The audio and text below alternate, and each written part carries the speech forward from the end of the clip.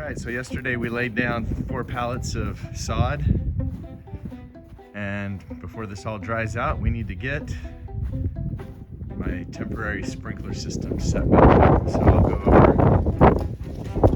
how I do that, what I used, in case you want to make one yourself. It works really good because it's mobile, you can move it anywhere, and it runs off of a Rainbird controller that I can control with my phone, so if we get some rain I can turn it off or control it remotely.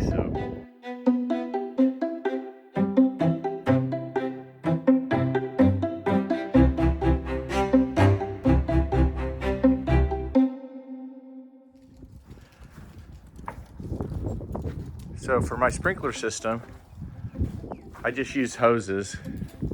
I noticed that there's a sufficient amount of water pressure if you're going to use hoses if you only have 2 nozzles. So I've got one right here and I've got one right there. So this one's capped off. This will run off of one of the solenoids, and we should have sufficient pressure. For this hose is 25 feet long, so there'll actually be overlap. When I turn this on, you'll see that it'll spray about 10 feet or so, maybe a little more than 10 feet radius. And then we'll set up enough of them to cover the whole grass here. So that's the first one.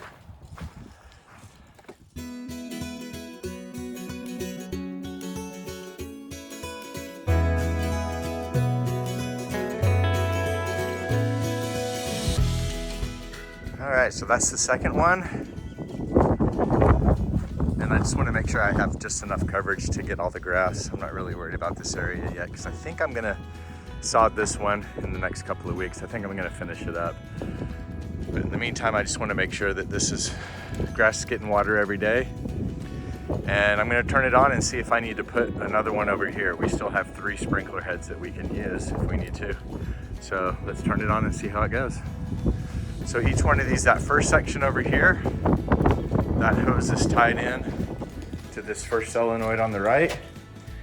The second solenoid to the left is the second zone. And of course I have 4 zones if I need it. Just for now, we're gonna go ahead and just do 2 zones, see how it goes. All right, so in my garage, I've got my Rainbird controller here.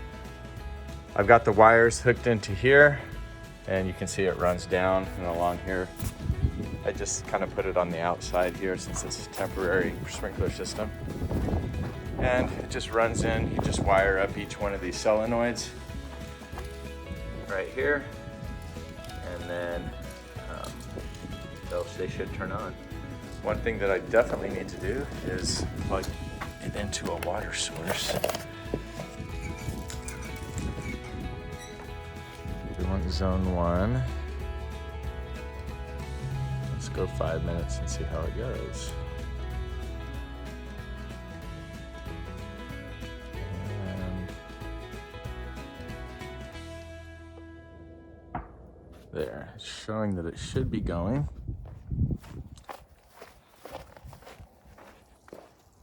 Hey, that's the first time I've done something the first time and it worked. All right, and these should be set just to go in circles because that's what I was doing before when I put seed out. And unfortunately,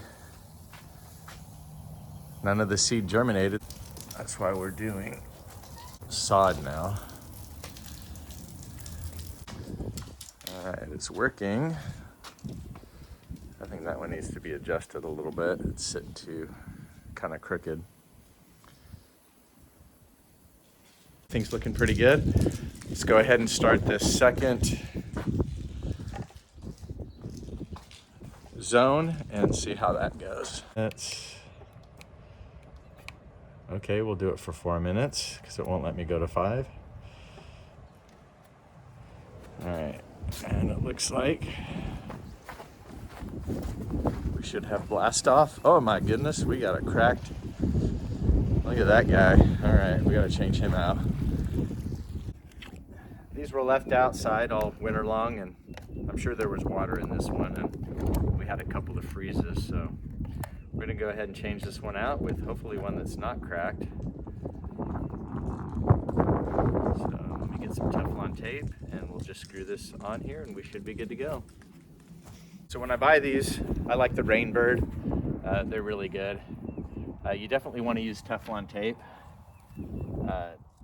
These little plastic fittings, they're not exactly super precision fit and everything will leak. When you use Teflon tape, make sure you go in the same direction that you're screwing on whatever you're screwing. So this goes on that way, so your Teflon tape goes in the same direction. Otherwise, it'll start to unwind when you try to do that. And it just makes a mess and it doesn't really seal very well. And I like to go about 4 times around, otherwise it's not going to be enough.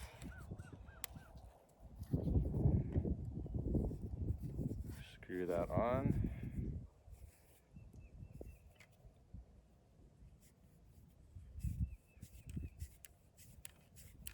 All right, let's try this again.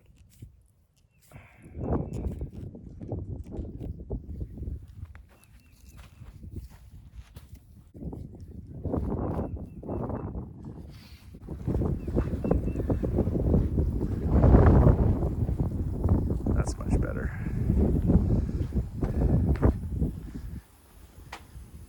So for some reason, it looks like we got more water pressure with this setup, and I can tell right now we're gonna need one more over here, because especially when the wind's coming the direction that it is, there's no way we're getting another over there. All right, let's set up the last one.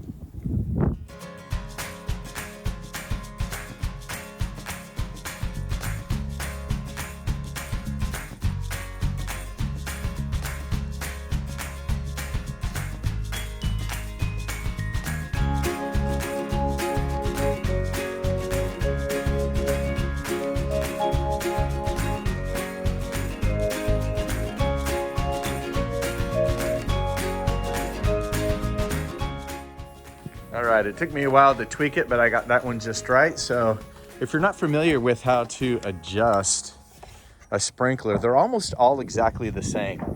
So these ones right here, I have Rainbird and I have Orbit ones. This one right here where it has the plus and minus sign, that tells you the radius. So it can go anywhere from 0 to 360 degrees. And then this little screw right here will make the stream either fine or kind of misty. So if you don't want to spray too far, you screw it down.